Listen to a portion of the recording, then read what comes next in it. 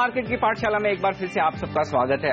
अब तक हमने ये सीखा कि एक स्मार्ट इन्वेस्टर कैसे बना जाता है, और मेरे साथ प्रज्ञा है जो कि अब तक की ट्रेनिंग के बाद एक स्मार्ट इन्वेस्टर बन चुकी है। लेकिन प्रज्ञा, अल्टीमेटली जब आप इन्वेस्टमेंट शुरू करेगी तो कैसे करेंगी? शेयर खरीदेंगी। शेयर तो खरीदना पड़ेगा।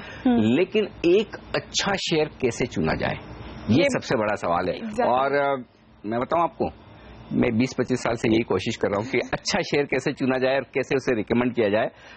उस आर्ट को मास्टर करने की कोशिश कर रहा हूं, और हर बार मुझे लगता है कि कुछ न कुछ नया सीखने को मिलता है। तो ये एक सबसे बड़ा सवाल है जो आपको स्मार्ट इन्वेस्टर के बनने के बाद वेल्थ बनाने में मदद करेगा। तो सबसे पहला सवाल आज मेरा यही था सर, क्योंकि एक स्मार्ट इन्वेस्टर बनने के लिए एक अच्छा स्टॉक चुनना बहुत जरूरी है। तरह तरह के लोग तरह तरह की बातें करते हैं, अलग अलग स्टॉक्स सुझाते रहते हैं, लेकिन आपके व्यू में एक अच्छे स्टॉक की, एक अच्छे शेयर की क्या परिभाषा है, क्या मतलब है? अच्छी शेयर की परिभाषा देना मुश्किल काम है। मैं आपको खराब शेयर की परिभाषा बड़े आसानी से दे सकता हूं कि कौन सा शेयर नहीं खरीदना चाहिए। तो सबसे पहला काम तो ये करें कि कौन सा नहीं खरीदना है। अगर वो समझ में आ गया तो आधी मुसीबत तो खत्म हो गई। कौन सा नहीं खरीदना? जिसका मैनेजमेंट खराब हो, ट्रैक रिकॉर्ड अच्छा नहीं हो, बैलेंस शीट देख के आपको समझ में आ जाए कि यहाँ पर कुछ है नहीं, एसेट्स कुछ ज्यादा है नहीं, कंपनी में पिछले कुछ सालों से ग्रोथ नहीं है, या डिविडेंड कंपनी नहीं देती है, या फाइनेंशियल परफॉर्मेंस बहुत ऊपर नीचे होती है, या ऐसी इंडस्ट्री है जो इकोनॉमिक फैक्टर्स पे बहुत डिपेंडेंट है, या सरकार की पॉलिसी पर बहुत डिपेंडेंट है। तो ये कुछ एक फैक्टर्स है जिसे बड़ा आसानी से अंदाजा लगाया जाता है कि इस शेयर से दूर रहना चाहिए। तो अगर ये फैक्टर्स किसी कंपनी में नहीं दिख रहे हैं तो फिर आपको ये भी अंदाजा लगाया जाता है कि ये कंपनी देखने लायक है, निवेश करने लायक हो सकती है नहीं हो सकती है। तो पहले ये डिसाइड कर लें कि किन शेयरों से दूर रहना है। तो पहले दूर रहने के पैरामीटर्स लगाएं, वो फॉर्मूला लगाएं। अगर स्टॉक आपका उस कैटेगरी में आ गया तो हटा दीजिए। अगर स्टॉक उस कैटेगरी में नहीं आता है, बचता है, तो फिर उसके बाद आपको देखना है कि आपकी इन्वेस्टमेंट स्टाइल क्या है। क्योंकि देखिए, हर एक फंड मैनेजर की, हर एक इन्वेस्टर की इन्वेस्टमेंट स्टाइल अलग अलग होती है। तो अगर आपको लगता है कि ये स्टॉक हटाने लायक नहीं है, रखने लायक है, देखने लायक है, खरीदने लायक है, तो फिर आप अपनी इन्वेस्टमेंट स्टाइल के बेसिस पर आगे बढ़ें। सर, आपने इन्वेस्टमेंट स्टाइल तो बता दिया, लेकिन जब भी हम लोग इंटरनेट पे पढ़ते हैं इसके बारे में तो ये काफी टेक्निकल होता है। राइट। तो एग्जैक्टली ये होता क्या है? देखिए, इन्वेस्टमेंट स्टाइल दो तरह की होती है। एक होती है वैल्यू इन्वेस्टिंग और दूसरा होती है ग्रोथ इन्वेस्टिंग।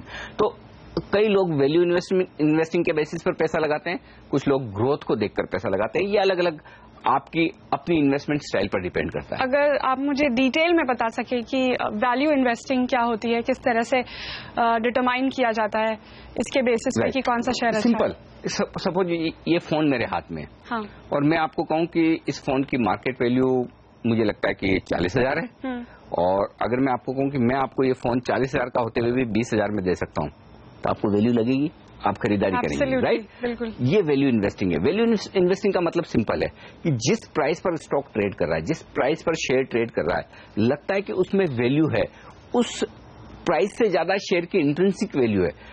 जो कंपनी के पास एसेट्स हैं, कंपनी के पास जो कैश है, कंपनी के पास जो रिजर्व्स हैं, कंपनी के पास जो plant and machinery, land, building, दूसरी सारी जो एसेट्स हैं, वो अगर जिस प्राइस पर स्टॉक ट्रेड कर रहा है उससे कहीं ज्यादा है। या फिर यूं समझे कि कोई सीमेंट कंपनी है, ठीक है, अगर आज आप नया सीमेंट प्लांट लगाना जाएं तो आपको सीमेंट उसी साइज का, उसी कैपेसिटी का सीमेंट प्लांट लगाने के लिए कितना खर्चा करना होगा, और क्या उसके सामने ये सीमेंट प्लांट या ये कंपनी क्या सस्ते में मिल रही है? Okay, right. तो ये जो डिफरेंस है, अगर आपको लगता है कि अरे आज मैं यही सीमेंट प्लांट लगाने जाऊं 5,000 करोड़ रुपए लगेंगे, लेकिन इस कंपनी का मार्केट कैपिटलाइजेशन मुश्किल से 3,000-2,000 करोड़ है, तो फिर आपको वैल्यू नजर आएगी। और इस तरह के इन्वेस्टमेंट स्टाइल को वैल्यू इन्वेस्टिंग कहते हैं।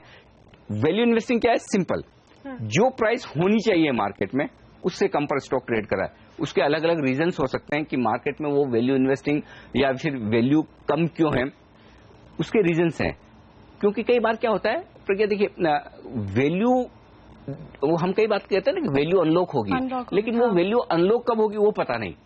जो वैल्यू है स्टॉक में दिख रही है, कई बार ऐसा होता है कि स्टॉक में सपोज बैलेंस शीट में कैश है 100 रुपए प्रति शेयर और स्टॉक ट्रेड कर रहा है 80 रुपए पर। अरे कैश से कम कैसे ट्रेड कर सकता है? बड़ा सिंपल सा लॉजिक है ना, लेकिन होता है क्योंकि आपको ये पता नहीं कि ये कैश शेयर होल्डर को कब मिलने वाला है, या इस कैश का किस तरह से इन्वेस्टमेंट आगे मैनेजमेंट करेगा। जब ये चीज पता नहीं हो, जब आपको ये नहीं पता कि वैल्यू कब बाहर निकलेगी, तो स्टॉक नीचे ट्रेड करता है। लेकिन एज एन इन्वेस्टर आपको लगता है कि मुझे 1 रुपए की चीज 50 पैसे में मिल रही है, 75 पैसे में मिल रही है, तो मैं लूंगा। कभी न कभी तो मार्केट रियलाइज करेगा भाई ये वैल्यू 1 रुपए की है, और फिर शेयर का दाम बढ़ेगा। तो ये वैल्यू इन्वेस्टिंग है।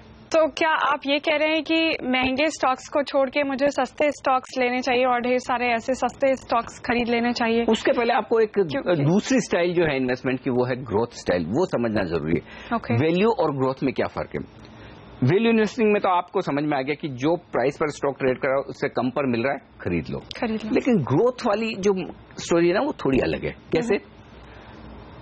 कोई भी स्टॉक आपको लगता है कि साल दर साल, तिमाही दर तिमाही अच्छी ग्रोथ दिखाएगा, तब आप इसे खरीदते हैं। फर्ज करें कि एफएमसीजी कंपनियां, फर्ज करें आईटी कंपनियां, जहां पर ग्रोथ क्या। अब दिक्कत क्या है, वैल्यू इन्वेस्टिंग में शेयर बड़ा सस्ता दिखता है और ग्रोथ इन्वेस्टिंग में आपको शेयर बड़ा महंगा दिखता है, क्योंकि उसके पी मल्टीपल 20, 25, 30, 40, जैसे पिज्जा बनाने वाली कंपनी है जुबिलेंट फूड, 60, 70, 80 के पी मल्टीपल पर ट्रेड करती है। अब आपको लगेगा कि अरे इतने ज्यादा वैल्यूएशन, लेकिन होता क्या है कि जो पी मल्टीपल भी समझा दीजिए, क्योंकि ये भी काफी एक टेक्निकल टर्म है जो हम सुनते रहते हैं, लेकिन इसके बारे में ज्यादा इन्फॉर्मेशन नहीं होती लोगों को। बिल्कुल। तो P, price to earning, price मतलब शेयर मार्केट में जो उस स्टॉक की प्राइस चल रही है, और ई मतलब अर्निंग मतलब उसकी ईपीएस।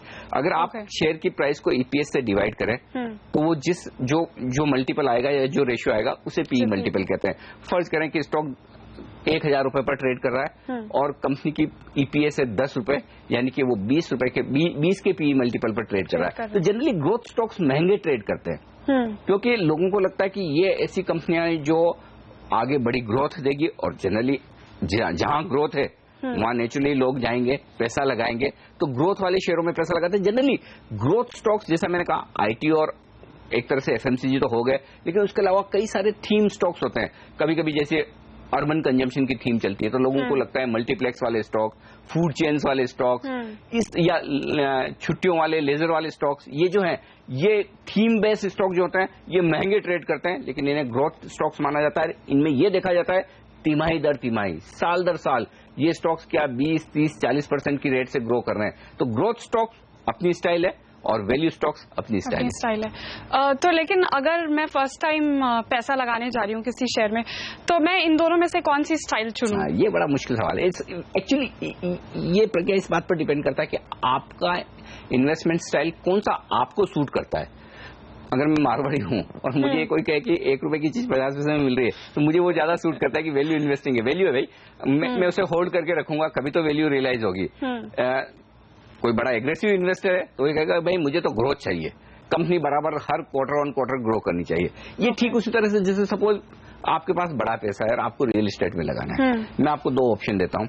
एक ये कि आपने फ्लैट खरीदा है, रेसिडेंशियल प्रॉपर्टी खरीदी इन्वेस्टमेंट के लिए, क्योंकि आपको लगता है कि अगर वो फ्लैट 1 करोड़ की मार्केट वैल्यू है, आपको 80 लाख में मिल रहा है, तो आपको वैल्यू दिखती है, आपने वहां लगा दिया। दूसरा ऑप्शन ये कि आपने रेसिडेंशियल प्रॉपर्टी खरीदने के बजाय कॉमर्शियल प्रॉपर्टी खरीदी और आपको महीने दर महीने रेंट मिल रहा है, वो 10% के आसपास का यील्ड आ रहा है या रिटर्न आ रहा है। अब आप कौन सा लगाएंगी पैसा, ये आपके ऊपर है। कि आपको वैल्यू चाहिए, आप उधर चली जाइए, आपको ग्रोथ चाहिए, यानी कि महीने दर महीने आपको रिटर्न चाहिए, तो आप उधर चले जाइए। तो ये दोनों स्टाइल अलग अलग है, जो आपको सूट करे वो। एग्रेसिव इन्वेस्टर्स जो मार्केट में हर रोज ट्रेड करते हैं, मार्केट को क्लोजली फॉलो करते हैं, ट्रैक करते हैं, उनके लिए ग्रोथ स्टाइल ज्यादा सूट करती है। जो थोड़े से पैसिव इन्वेस्टर हैं उनके लिए वैल्यू स्टाइल ज्यादा सूट करती है। और मैं आपको बता दूं कि अगर आप ये स्टॉक खुद नहीं चुन पाए तो फिर ऐसे में कई सारे फंड्स ऐसे हैं जो ग्रोथ इन्वेस्टिंग करते हैं, कई सारे फंड ऐसे हैं जो वैल्यू इन्वेस्टिंग करते हैं। आप उन फंड्स के पोर्टफोलियो देख सकते हैं, उन फंड्स में भी पैसा लगा सकते हैं, या उन फंड्स में जो स्टॉक है उन्हें आप एनालाइज करने की कोशिश करें। रेडीमेड आप उन्हें देख लीजिए और फिर उनमें से आपको जो समझ में आए वो कर सकते हैं।